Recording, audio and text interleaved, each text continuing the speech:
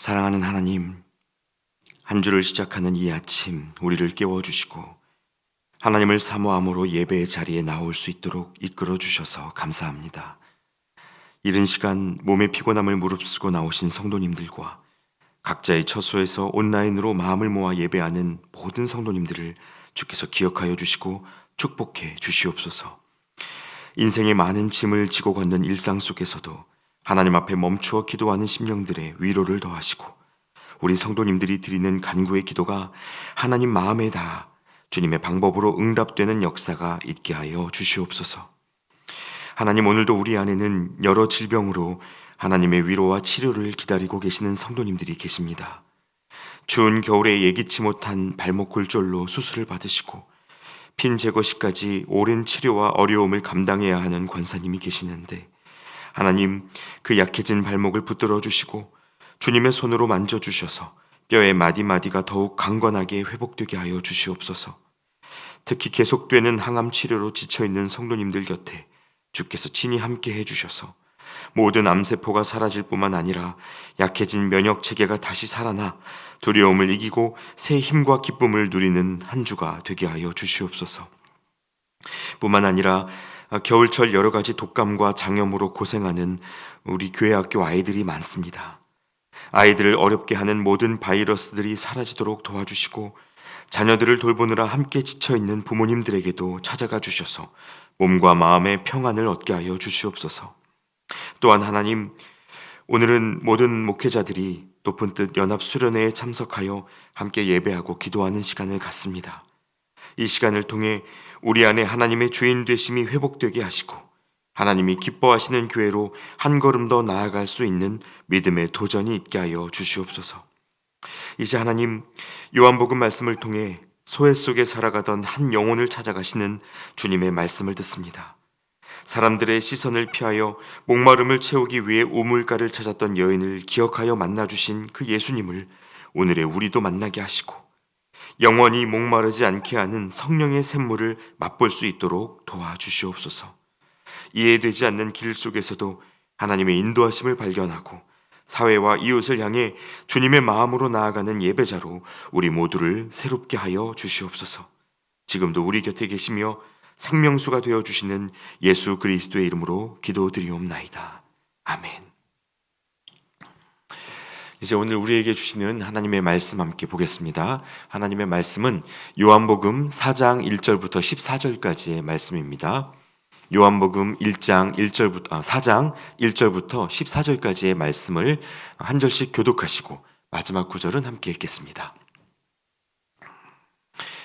예수께서 제자를 삼고 세례를 베푸시는 것이 요한보다 많다 하는 말을 바리새인들이 들은 줄을 주께서 아신지라. 예수께서 친히 세례를 베푸신 것이 아니요 제자들이 베푼 것이라. 유대를 떠나사 다시 갈릴리로 가실새 사마리아를 통과하여야 하겠는지라. 사마리아에 있는 수가라 하는 동네에 이르시니 야곱이 그 아들 요셉에게 준 땅이 가깝고 거기 또 야곱의 우물이 있더라. 예수께서 길 가시다가 피곤하여 우물 곁에 그대로 앉으시니 때가 6시쯤 되었더라. 사마리아 여자 한 사람이 물을 기르러 왔음에 예수께서 물을 좀 달라 하시니 이는 제자들이 먹을 것을 사러 그 동네에 들어갔음이러라. 사마리아 여자가 이르되 당신은 유대인으로서 어찌하여 사마리아 여자인 나에게 물을 달라 하나이까 하니 이는 유대인이 사마리아인과 상종하지 아니함이러라. 대답하여 이르시되 네가 만일 하나님의 선물과 또 내게 물 좀 달라 하는 이가 누구인 줄 알았더라면 내가 그에게 구하였을 것이요 그가 생수를 내게 주었으리라.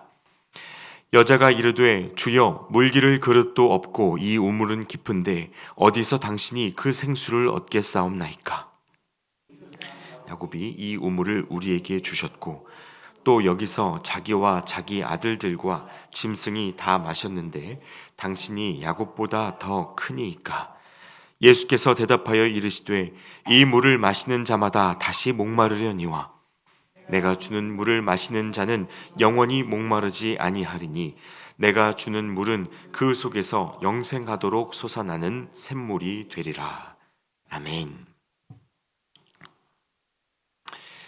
할렐루야. 여러분 잘 오셨습니다. 오늘도 하나님이 저희를 이 예배의 자리로 불러 모아 주셨습니다. 부르신 하나님께서 말씀하실 때 그것이 우리 각자를 향한 위로와 또 사랑으로 경험되는 은혜가 있으시기를 소망합니다. 여러분, 서울대학교에서 사회복지학을 가르치고 있는 김수영 교수님의 올해 신간 중에 필연적 혼자의 시대라는 책이 있습니다. 이분은 평소에 특정한 개인이나 단체가 주류 사회의 경계 바깥으로 내몰리는 그 과정을 추적하고 그것이 개인의 결함이나 선택이 아니라 한 사회의 구조적 산물이라는 것을 드러내는 그런 연구를 해오셨는데요. 이 책에 소개되고 있는 인구주택 조사의 결과를 보시면 2025년 기준 한국 사회의 1인 가구가 1,000만 가구를 넘어섰다고 합니다. 이건 우리나라 전체 가구 수의 40%를 뛰어넘는 수치인데요. 쉽게 말해서 10가구 중 4가구가 혼자 사는 세대가 되었다는 말입니다. 그래서 이 책의 표지에 짧게 쓰여져 있는 영어 제목을 보시면요. 피할 수 없는 외로움이라는 뜻의 문구가 이 책의 또 다른 제목으로 붙어 있습니다. 여러분, 사실 오늘날 우리가 살아가는 모습을 보면 SNS와 온라인 환경 안에서 복잡한 관계를 맺고 있으면서도 실제의 삶에서는 철저하게 서로 단절된 시대를 살아가고 있지 않습니까? 그러다 보니 많은 사람들 속에서 함께 살아가는 것 같다가도 때로는 내가 철저히 혼자구나라고 느끼게 되는 순간이 우리 모두에게 있습니다. 내가 버려지고 남겨진 것 같다는 소외감으로부터 어느 누구도 자유로울 수 없다는 현실을 인정하게 되는 것이죠. 그런데 여러분, 바로 오늘 본문 속에서 예수님에게도 그러한 순간이 찾아왔던 것 같습니다. 수많은 사람들을 고치고 세례를 주면서 사람들의 이목이 그분께 집중되기는 했지만 그런 예수님을 정치적인 시선으로 바라보고 경계하면서 끌어내리기 위해서 틈을 노리는 이들이 당시 주변에 많았습니다. 특히 기득권층이라고 불리는 지도자들과 종교적 정통성을 자부하는 바리새인들이 대표적이었죠. 그래서 예수님을 통해서 나타나는 기적이 쌓이고 그분에 대한 소문이 퍼질수록 주님은 그분을 바라보는 뜨거운 시선을 감수하셔야 했고 특히 그 무리들로부터 떠나서 소외의 방을 찾아 들어가야 하는 상황을 마주하시게 됐습니다. 여러분, 오늘 본문은 바로 이러한 배경 속에서 갈릴리로 길을 떠나는 예수님의 모습으로 이 말씀을 시작하고 있습니다. 정해진 일정이요, 지금 있는 남쪽 유대 땅에서부터 북쪽 갈릴리까지 이동을 해야 하는 경로인데 이때 예수님이 선택하신 경로가 좀 특별합니다. 본문 3절과 4절 말씀에 보시면 유대를 떠나사 다시 갈릴리로 가실새 사마리아를 통과하여야 하겠는지라. 자, 여러분, 당시 유대인들은 이렇게 북쪽으로 길을 가야 할 경우에 사마리아 땅을 지나지 않고 우회했습니다. 요단강을 동쪽으로 한 번 건너고 또 올라가서 서쪽으로 한 번 건너야 하는 이 번거로운 여정을 굳이 감수해 가면서 사마리아 땅을 밟지 않으려고 온갖 애를 썼습니다. 이유가 뭘까요? 여러분 잘 아시는 것처럼 구약시대의 북이스라엘이 아수르에게 멸망당할 때 당시의 아수르는 이스라엘 민족의 그 정신을 말살하기 위해서 혼인정책을 펼쳤습니다. 아수르의 남자들이 이스라엘 여자들과 결혼을 하고 후손을 낳게 함으로 정통 이스라엘 사람들의 맥을 끊으려고 했던 것입니다. 그리고 그렇게 태어난 사람들의 후손이 바로 이 사마리아 사람들이었습니다. 특히 유대인들은 무엇이 정결하고 무엇이 부정한지에 대해서 율법적인 관심이 많은 사람들이었죠. 그래서 스스로를 정결하게 지키기 위해서라도 죄가 될 만한 요소들을 가까이 하지 않으려고 했는데 그들에게는 이 사마리아 사람들이야말로 절대로 상종하지 말아야 할 종족이었다는 말입니다. 이 때문에 요단강을 2번 건너서라도 돌아갈 수 있는 길을 찾았던 것입니다. 자, 그렇다면 여러분, 예수님은 왜 당시에 이런 유대 문화를 모른 척하시고 굳이 사마리아를 관통하기로 결정하셨을까요? 말씀해 보니까요, 예수님이 사마리아 땅 수가성에 도착하셨을 때 한 여인을 만나게 되셨습니다.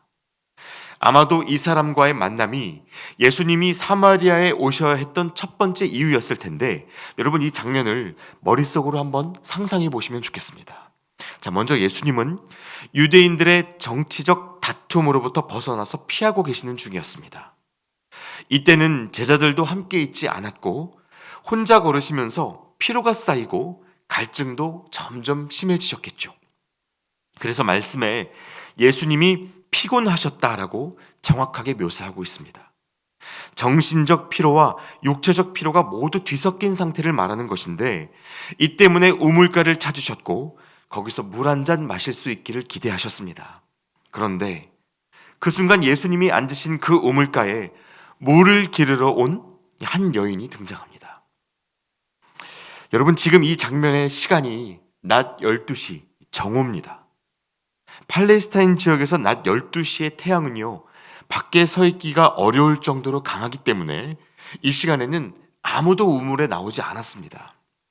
그러나 이 여인에게는 이때를 선택할 수밖에 없는 특별한 이유가 있었죠.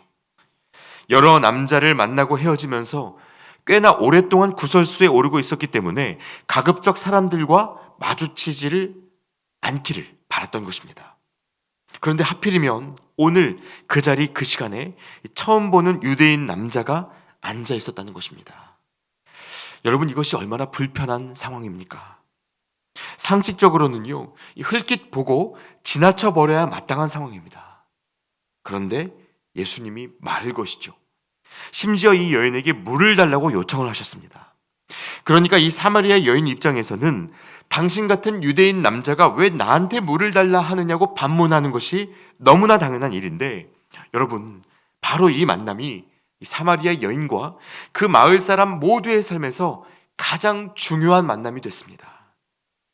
예수님은 유대 지도자들의 눈길을 피해서 도망 나오신 길이었고, 이 사마리아 여인 역시 사람들의 시선으로부터 피해서 나온 길이었는데, 이 기가 막힌 타이밍에 이루어진 만남이, 우연으로밖에 보이지 않던 이 만남이 그 사마리아 민족의 역사를 바꾸는 시작이 되었습니다. 여러분, 그래서 오늘 이 두 사람의 만남이 우리에게 가르쳐주는 말씀에 분명한 교훈이 있습니다. 두 가지인데요. 첫째로, 피할 길 속에도 하나님의 인도하심이 있다는 것입니다. 일이 마음처럼 흘러가지 않을 때 우리가 뒷걸음질을 치게 될 때가 있죠. 생각과 다르게 물러서야 할 때가 있고 가끔은 돌아서야 할 때도 있습니다. 그런데 여러분, 바로 그때에, 삶이 나의 계획과 다르게 흘러간다고 느껴지는 그때에도 우리가 그 속에서 하나님의 인도하심을 발견할 수 있다는 것입니다. 피하고 싶은 상황 앞에서 도망치기에 급급하면 그것을 찾아낼 수가 없죠. 그러나 우리 곁에 계시는 하나님을 매 순간 의식하고 한 영혼에 대한 관심을 놓치지 않으면, 여러분, 우리는 분명히 그 속에서도 하나님의 길을 보게 됩니다. 당시 예수님이 바리새인들로부터 피하기를 원하셨고 유대인들의 다툼으로부터 물러나 있기를 바라셨지만, 그래서 갈릴리로 가시는 중이었지만, 그 순간에도 주님의 목적지는 갈릴리 자체가 아니라 하나님을 기다리고 있는 한 사람이었습니다. 그래서 4절 말씀에 사마리아를 통과하여야 하겠는지라 라고 주님이 다짐하며 말씀하셨죠. 그 어려운 여정 속에서도 사마리아를 떠올리고 계셨다는 말입니다. 수동적인 길을 적극적이고 능동적인 걸음으로 바꾸신 것인데, 여러분, 하나님을 향한 이 영적인 집중력이 소외된 한 여인에게 인생을 바꾸는 만남을 주고, 사방이 막힌 길에도 하나님의 길이 남아있다는 사실을 알게 했습니다. 여러분, 뜻대로 흘러가지 않는 삶에 불만이 쌓이고 억울함이 생길 때 여전히 한 영혼에 대한 마음으로 우리를 이끌어 가시는 그 하나님의 인도를 경험하실 수 있기를 바랍니다. 요셉이 노예로 팔려간 애굽 땅에서 하나님의 일을 맡았던 것처럼, 다니엘과 에스더가 포로로 잡혀간 바벨론 땅에서 생명의 통로가 되었던 것처럼, 하나님의 인도하심은 우리가 계획하고 기대하는 수준을 뛰어넘습니다. 그러므로 여러분, 지금 우리의 모든 걸음을 하나님의 섭리와 사랑으로 해석해 내실 수 있기를 바랍니다. 그러면 어디에 있든지 우리가 거기서부터 감당해야 할 하나님의 일들을 마주하시게 될 것입니다. 자, 그리고 이어서 이 두 사람이 만남이 전해주는 말씀에 또 다른 교훈이 있습니다. 그것은 둘째로 깊은 목마름이 우리를 생명의 길로 이끈다는 것입니다. 어떻게든 끝내고 싶었던 목마름이 영원히 목마르지 않는 삶에 대해 갈증을 일으키고 결국 하나님이 주시는 생수를 만나게 한다는 말입니다. 그래서 여러분, 하나님을 만났던 사람들에게는 언제나 이 각자의 목마름이 하나님과의 만남에서 가장 중요한 접점이 되었다는 것을 기억하실 필요가 있습니다. 사람들은 이 목마름 없는 인생을 복으로 여기고 오늘 이 사마리아 여인이 예수님에게 얘기하듯이 물 기르러 올 필요가 없는 인생을 성공이라고 여기지만 목마름 없는 인생이 하나님을 찾는 법은 없습니다. 어디라도 내 마음 터놓고 기도할 수 있는 곳이 필요하고 예루살렘에 못 가면 그리심 산에라도 성전을 지어놓고 올라가야 하는 것이 목마른 인생의 본성이죠. 그것이 하나님의 생기로 지음받은 모든 사람의 본능입니다. 하나님이 사람에게 목마름을 주시고 그것으로 하나님을 찾아서 살아가도록 만드셨다는 것입니다. 여러분, 그래서 저는 이 사마리아 여인과 예수님의 만남 이야기를 읽을 때마다 연상되는 구약의 스토리가 또 하나 있습니다. 바로 이스라엘이 유례 없는 가뭄에 시달리고 있던 시절 선지자 엘리야와 사르밧 과부의 만남입니다. 엘리야는 지금까지도 이 유대인들이 가장 위대한 선지자로 여기는 인물이고 예수님이 제자들을 이끌고 변화산에 올라가셨을 때에도 모세와 함께 대면하여 만났던 선지자입니다. 심지어 요한이 세례를 베풀고 예수님이 기적을 많이 행하실 때에도 사람들은 엘리야가 다시 나타났다고 말할 정도였습니다. 그러나 실제로 이 엘리야가 선지자로 활동하던 때의 모습을 보면요, 그의 목마름이 좀처럼 해결되지를 않았습니다.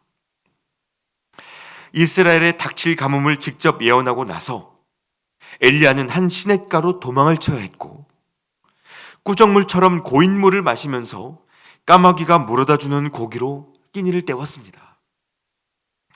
우상숭배 본거지인 시돈 땅으로 가서 그 다음에는 급기야 한 과부에게 물을 갖다 달라고 부탁을 하는데요, 그 여인의 처지가 오늘 본문 속 사마리아 여인보다도 더 극심하게 가난한 상태여서 이 만남으로 기대할 수 있는 소망 같은 것이 전혀 보이지 않았습니다. 이스라엘이 추앙에 맞지 않는 이 대선지자 엘리야가 마실 물이 없어서 이방 땅의 과부를 찾아가 구걸을 해야 하는 상황이었다는 말입니다. 그런데 여러분, 그때부터 하나님이 무슨 일을 하셨는지 기억하십니까? 먼저는 그릇에 기름을 채워서 그들을 묶고 있던 육신의 목마름을 해결해 주시고 그 과부의 하나뿐인 아들이 갑자기 죽었다가 살아나는 사건을 통해서 영원히 목마르지 않는 생명의 길이 있음을 보여주셨습니다. 가뭄이 지속되고 목마름이 해결되지 않으면 거기서 끝날 것 같고 죽을 것 같은데 그게 당연해 보이는 상식인데 하나님은 그 목마름으로부터 시작되는 생명의 길이 있음을 알게 하셨다는 말입니다. 결국 여러분, 오늘의 이 말씀은 하나님을 믿는다 하는 우리의 시선이 어디로 향해 있는가를 묻고 믿음의 도전을 건네고 있습니다. 예수님이 사마리아 여인을 만났던 수가성의 우물, 그리고 엘리야가 사르밧 과부를 만났던 시돈 땅의 사르밧, 여러분, 이곳은 모두 세상의 중심부가 아니었습니다. 예수님이 갈릴리로 옮겨가시는 동안에 여전히 종교 지도자들과 바리새인들은 유대 땅에서 자기들의 세력이 얼마나 안전한가에 마음을 쓰며 다투고 있었죠. 엘리야가 마실 물을 찾아서 시냇가와 시돈 땅을 전전하는 동안에 이스라엘 왕이었던 아합과 왕비 이세벨은 온통 자기 권력을 사수하려는 전략에만 관심을 두고 있었습니다. 그래서 성경에 이 기록들이 아니었다면 이때 예수님과 엘리야의 행보는 그저 도망치는 실패자들의 피곤한 뒷모습으로밖에 보이지 않았을 겁니다. 그러나 여러분, 분명히 기억하셔야 합니다.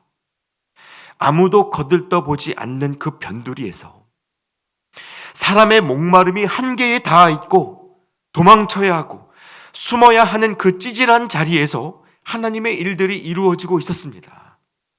무리의 중심에서 벌어지는 일이 아니었다는 것입니다. 여러분, 모두가 중심을 바라보고 살아가는 세상에서는요, 언제나 우리도 모르는 사이 제2, 제3의 사마리아 여인이 만들어집니다. 누군가는 힘을 얻고 목표를 이루어서 중심에 서게 될 때 대부분의 사람들은 그로부터 밀려나서 배제되고 소외되는 것이 이 사회의 구조입니다. 그럼 이때 그리스도인들의 시선이 어디에 있어야 하는가? 기독교 신앙은 중심을 향하지 않는다는 것입니다. 변두리를 돌아보고 낮은 곳을 찾습니다. 그래서 그리스도인들에게는 사람들의 관심이 닿지 않는 자리, 변두리에 남겨진 이들을 돌아보고 그들의 삶이 당연하게 가려지지 않도록 사회를 꾸려가야 할 책임이 있다는 것입니다. 여러분, 그래서 교회는 모여 있을 때보다 흩어져 있을 때가 더 중요합니다. 중심에 모여서 힘을 합치고 세력을 키울 때가 아니라 변두리로 내몰리고 목이 마르게 될 때 교회는 그제서야 그 본연의 생명력을 발휘합니다. 이미 교회의 긴 역사가 그것을 증명하죠. 여러분, 우리가 살아가는 삶이 계획하지 않은 길로 흘러갈 때, 목마름이 내 목을 조여온다 싶을 때 그렇게 이끌려간 변두리에서 우리가 누구를 돌아봐야 하는지, 그리고 이미 거기 계신 주님은 무엇을 하고 계시는지 살피고 배우실 수 있기를 축복합니다. 나의 처지를 넘어서 하나님의 마음이 어디에 있고 지금 하나님의 부르심이 무엇인지를 매 순간 헤아리실 수 있기를 바랍니다. 그렇게 하나님의 마음을 품고 살아가는 이들을 주님이 책임지시고 완전한 섭리와 사랑으로 그 걸음을 이끌어 주실 것입니다. 이것을 믿는 믿음으로 오늘도 그렇게 주님 따라 살아내는 저와 여러분 모두가 되시기를 우리 주님의 이름으로 축원합니다. 기도하겠습니다. 하나님, 우리에게는 채워지지 않는 목마름 때문에 하나님 아닌 것들을 의지하며 살아온 시간들이 있습니다. 누구에게도 들춰 보일 수 없는 상처를 가려두고 그저 매일 마실 물을 길어 올리는 것만으로도 버거웠던 삶의 현실들이 있습니다. 그러나 주님, 그런 우리를 찾아오시고 말을 건네시는 하나님의 마음을 오늘 우리가 기억하게 하여 주시옵소서.